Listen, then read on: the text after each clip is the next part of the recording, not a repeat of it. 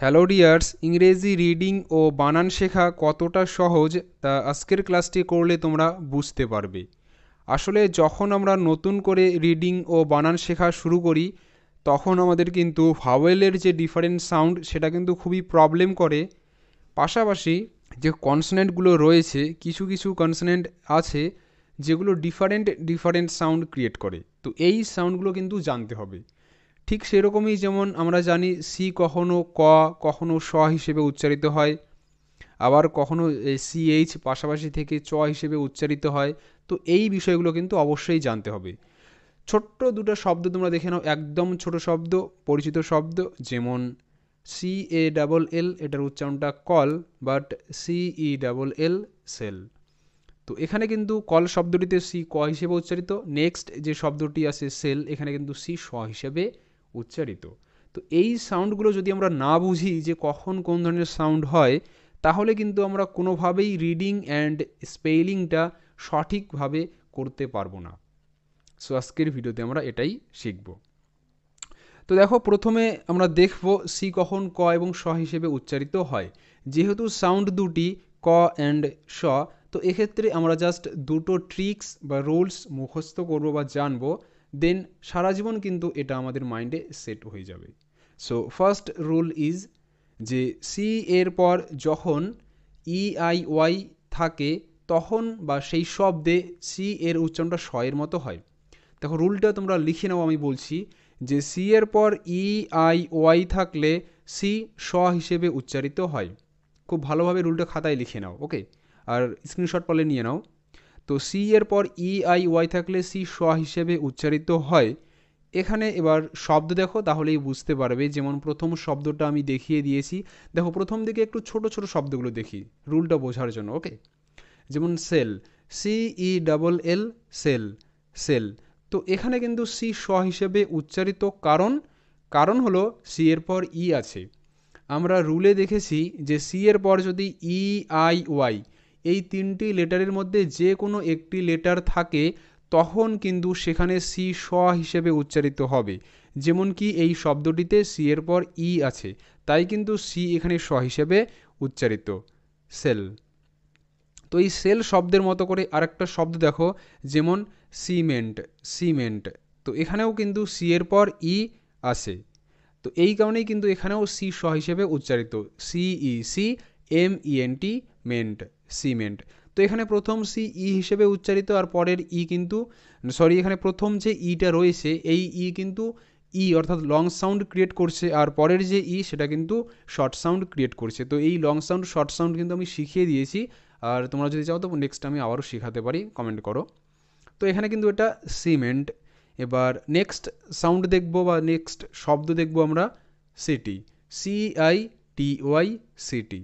তো এখানে এই সিটি শব্দটিতেও কিন্তু সি স হিসেবে উচ্চারিত, কারণ কি এখানে সি এর পর আই আছে, আর আমরা রুলে দেখেছি যে সি এর পর যদি ই আই ওয়াই মানে যে কোনো একটি লেটার থাকে তাহলে কিন্তু সি সেখানে স হিসেবে উচ্চারিত হবে, তাই কিন্তু সি এখানে স হিসেবে উচ্চারিত, সিটি।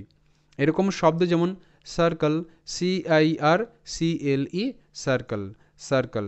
তো ওকে, এখানেও কিন্তু সি স হিসেবে উচ্চারিত, কারণ এখানে সি এর পর আই আছে। সিটি শব্দে সি এর পর আই, তাই সি স হিসেবে উচ্চারিত।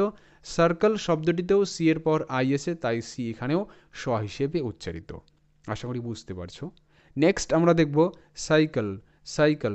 দেখো সাইকেল শব্দটিতেও কিন্তু সি এর পর ওয়াই আছে, তাই সি স হিসেবে উচ্চারিত, কারণ নিয়ম বলে ই আই ওয়াই যে কোনো একটি লেটার থাকলেই সি স হিসেবে উচ্চারিত হবে। সাইকেল। এরকম ওয়াই দিয়ে শব্দ cyclone, C Y cy, C L O N E, clone, cyclone. তো এখানেও কিন্তু সি এর পর ওয়াই আছে, তাই কিন্তু সি স হিসেবে উচ্চারিত। অতএব আমরা বুঝতে পারছি বা এখানে দেখলাম যে যখনই সি এর পর ই আই ওয়াই থাকছে তখন কিন্তু সি সেখানে স হিসেবে উচ্চারিত হচ্ছে। তো এটা কিন্তু সি এর স সাউন্ড গেল। নেক্সট আমরা দেখব সি এর ক সাউন্ড, অর্থাৎ কখন সি ক হিসেবে উচ্চারিত হয়, এইরকম কিছু শব্দ। তো এখানে আগে আমরা রুলটা দেখে নেই। এখানে রুল হলো এটাই যে যখন সি এর পর ই আই ওয়াই ছাড়া অন্য লেটার থাকবে তখন সি সেখানে ক হিসেবে উচ্চারিত হবে। অর্থাৎ যদি কোনো শব্দে সি এর পর ই আই ওয়াই ছাড়া অন্য লেটার থাকে তাহলে সি সেখানে ক ক হিসেবে উচ্চারিত হবে।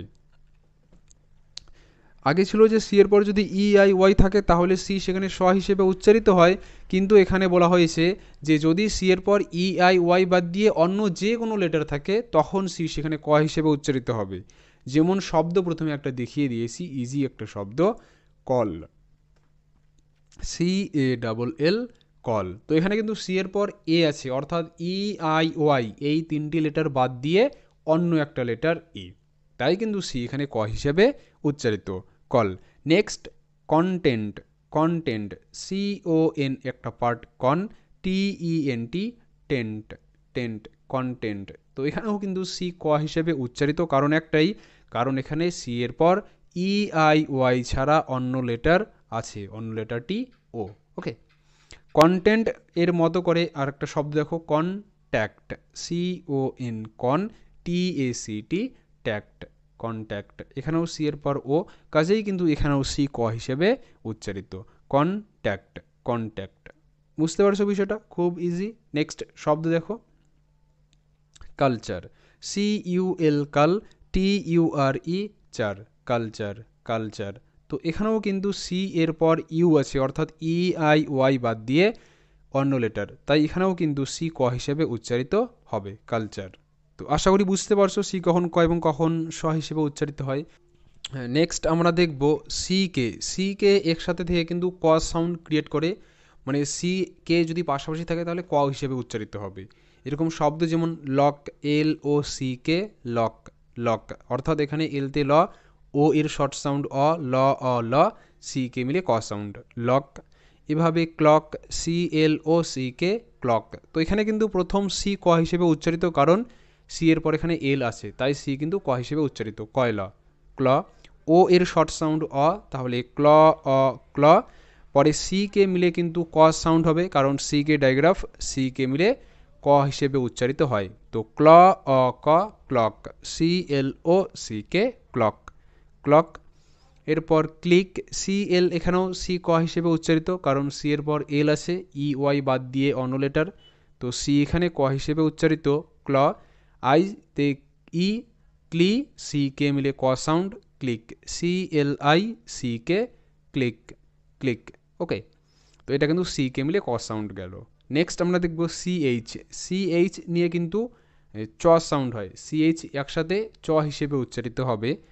এরকম শব্দ কিছু দেখো তাহলে বুঝতে পারবে, যেমন চেয়ার, পরিচিত একটা শব্দ, চেয়ার। ওকে, CHAIR, চেয়ার। বা চয়েস, চয়েস, CHOI, চয়ে, সিতে স, চয়েস, চয়েস। তো দেখো এখানে কিন্তু এই সি স হিসেবে উচ্চারিত, কারণ সি এর পর ই আছে, আর শব্দের শেষে ই সাইলেন্ট থাকে যদি সেই শব্দটিতে অন্য ভাওয়েল লেটার থাকে। এরকম করে শব্দ চেইন, CHAIN, চেইন। ব্যতিক্রম, স্কুল, স্কুল। ওকে, সো এই ছিল আজকের ক্লাস। যদি ভালো লাগে থাকে তো অবশ্যই লাইক দিয়ে চ্যানেলটিকে সাবস্ক্রাইব করে বেল আইকনটি অন করে রাখবে পরবর্তী লেটেস্ট আপডেটগুলি সবার আগে পাওয়ার জন্য। So keep watching and keep learning.